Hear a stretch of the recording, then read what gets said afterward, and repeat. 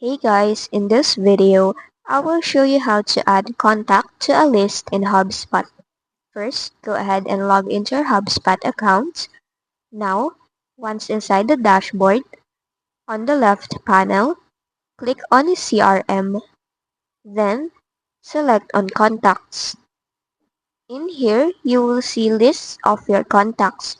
So go ahead and choose the one you want to add to a list. After that, on the right panel, scroll down until you see the list membership section, so go ahead and click the manage button beside it. After that, click on add to list button at the top right. Now search for a static list. Then select one and click on add. And there you have it. Your contact is now added to a list. And that's just basically it. If this video helped you, don't forget to like, subscribe, and hit the bell icon for more tutorials.